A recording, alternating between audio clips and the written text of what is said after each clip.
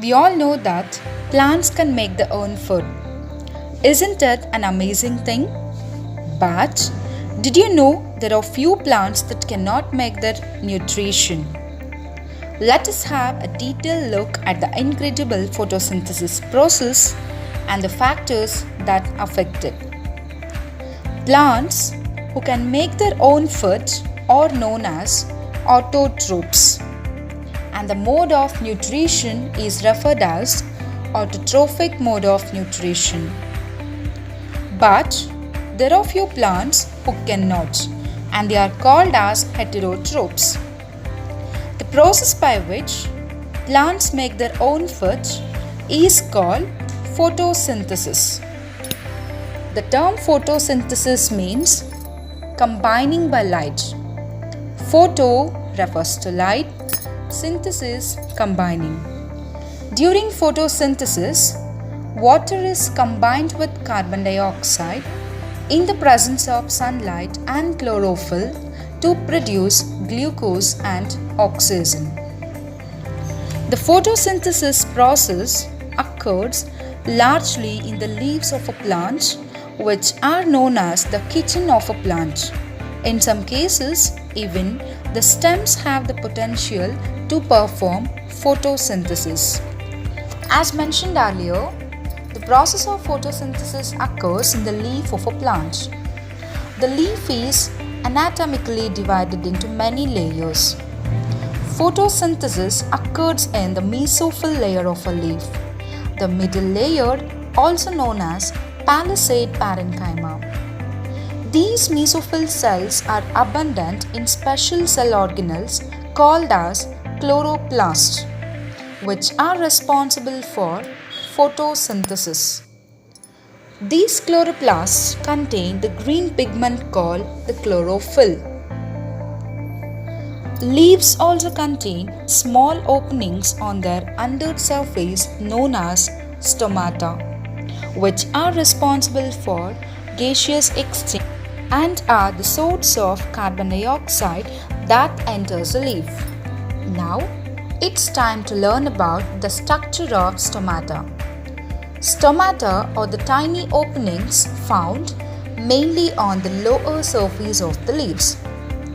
These tiny openings are surrounded by a pair of bean-shaped cells called as guard cells. The main function of the stomata is to let in carbon dioxide from the atmosphere and release oxygen. During the day, the guard cells absorbs water and the stomata remain open. At night time, the water is drawn out of the guard cell and the stomata remain closed. Let us know the mechanism of photosynthesis process. Carbon dioxide from the atmosphere enters into palisade mesophyll through the stomata. The diffusion of carbon dioxide becomes very easy in each and every cell because of the presence of large intercellular spaces among the cells of the leaf. Later on, palisade mesophyll absorbs maximum sunlight. Each cell of a palisade mesophyll contains numerous chloroplasts, and the chlorophyll pigment found inside these chloroplasts absorbs the sunlight. Water coming from the veins enters the cells by the process called osmosis. Veins also help in the translocation of the prepared food to other parts of a plant. The oxygen produced at the end of the photosynthesis process is released into the atmosphere through the stomata. How does photosynthesis occur? All plants have a transport system called the vascular system. The vascular system in plants is composed of two major types of tissues called xylem and phloem. The xylem transports water and minerals upwards from the roots to the leaves. The sunlight falling on the leaf is absorbed by the chlorophyll pigment. This energy is used to split water molecule.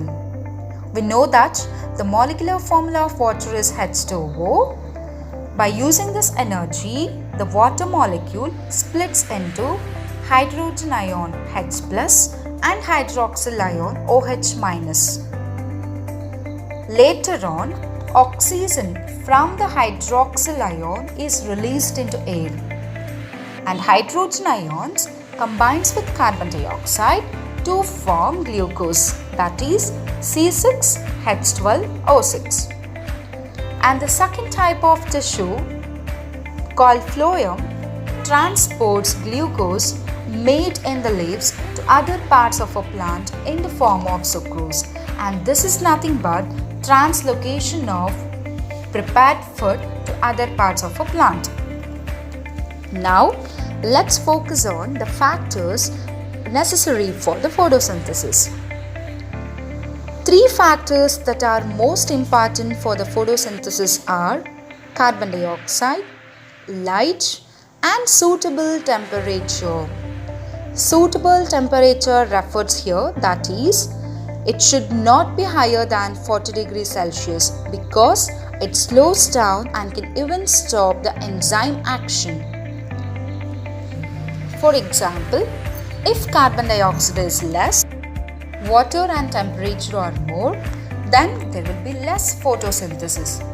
Similarly, less light will slow down the process even if there is a lot of carbon dioxide and suitable temperature.